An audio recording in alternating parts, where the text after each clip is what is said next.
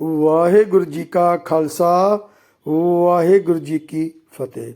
शुभ karmas मनुष्यता की सेवा यूट्यूब चैनल, आपका अपना चैनल। और दास एनपीएस खालसा नरेंद्र पाल सिंह खालसा लुधियाना पंजाब से आपका हार्दिक स्वागत करता है, अभिनंदन करता है। मनुष्यता की सेवा सबसे उत्तम सेवा, सबसे बढ़िया सेवा, सबसे कठिन सेवा। और ये सेवा निभा रहे हैं सरदार गुरप्रीत सिंह मिंटू जी, जो करोड़ों में कोई एक है जो ये सेवा, ऐसी सेवा कर सकता है, समर्पित हो सकता है।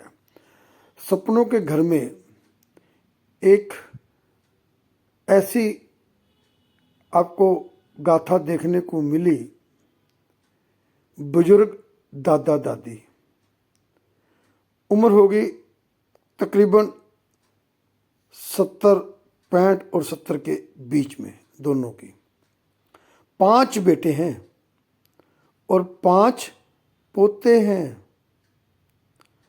लेकिन जिम्मेवारी सारी की सारी किसके ऊपर? दादा दादी के ऊपर। इस बुजुर्ग दंपति के ऊपर सारी जिम्मेवारी आ पड़ी है। कैसे? एक बेटा भगवान को प्यारा हो गया, बचे 4। उसका भी एक बच्चा था, उसकी घरवाली ने आगे अपना जीवन शुरू कर लिया, बच्चा दादी दादे के पास। एक बच्चा की रीढ़ की हड्डी टूट गई, वो बेड पे है, चल फिर नहीं सकता, इलाज बहुत महंगे हैं, पता नहीं ठीक होगा या नहीं होगा। एक बच्चा उसका। और 3 बेटे और जो शादीशुदा थे, उन्होंने अपने आप को नशे में झोंक लिया और उन तीनों की बीवियां भाग गई अपने अपने बेटे को छोड़कर। वो निशोड़ी हैं। अब दादा दादी, जिनको आंखों से भी कम दिखता है, बीमार बेटे का और 5 पोतों का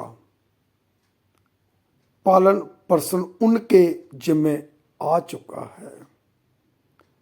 आप सहज महसूस कर सकते हो कि कैसे जिंदगी कट रही होगी। जो बेटे निशोड़ी हैं 3, उनका भी जब दाव लगता है तो घर में से कुछ ना कुछ चोरी कर कर ले जाते हैं। और दादा दादी बुजुर्ग दंपति ये सब कुछ सहा रहा है। सरदार गुरप्रीत सिंह मिंटू जी ने इस परिवार की स्थिति को देखते हुए 3 बच्चे, जो तकरीबन 10 साल, 8 साल और 5-6 साल का है, उसको सपनों के घर में ले आए। 2 बच्चे अभी काफ़ी छोटे हैं, वो दादी दादे के पास ही हैं।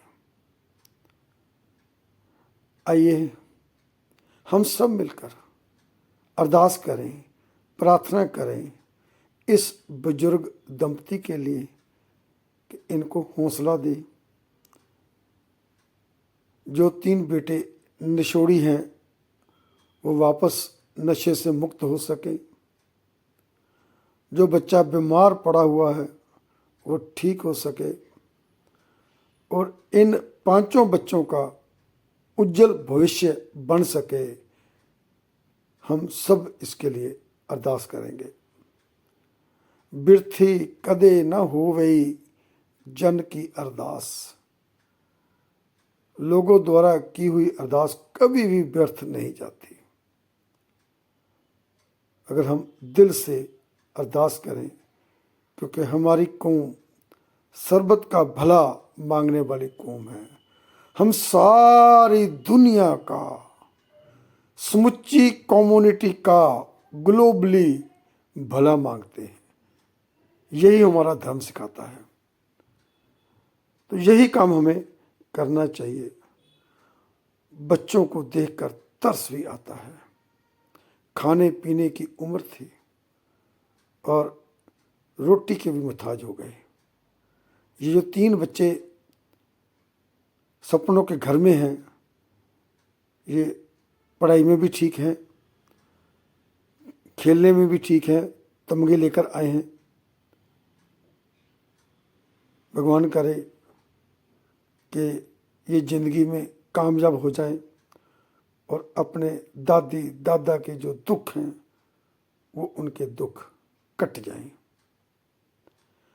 हमें भी शोषण होना पड़ेगा, क्योंकि एक बंदे से शोषण होने से सारी दुनिया उसके हाथ में नहीं आ सकती। दुनिया बहुत बड़ी है और ऐसे ऐसे दुनिया के साथ कांड होते हैं। जैसे मैंने कल वीडियो बनाया था कि 3 बेटे हैं, माँ नहीं है, बुजुर्ग बाप है, उसकी ज़मीन अपने नाम कराकर पीट पीट कर उसको घर में से निकाल दिया और फिर पूछा भी नहीं। खून सफ़ेद हो चुका है। आज के दिन में कोई किसी के बारे कुछ नहीं बोल सकता, कुछ नहीं कहा जा सकता। हमें शोषण होने की इंस्पिरेशन कहाँ से मिलेगी? अगर हम सपनों के घर में जाते हैं, इस एनजीओ में जाते हैं जहाँ पे 700-800 लोगों का परिवार रह रहा है, 100 लोग ऊपर स्टाफ है, और जाकर हम अपनी आंखों से देखें, उन लोगों से मिलें, सिस्टम को देखें, लंगर खाने पीने की व्यवस्था को देखें, उनकी स्पिरिचुअली गुरुद्वारा साहब को जाकर देखें कैसे मेंटेन किया हुआ, हॉस्पिटल को देखें, डेयरी फार्म देखें, किचन देखें, उनकी रहने की व्यवस्था देखें।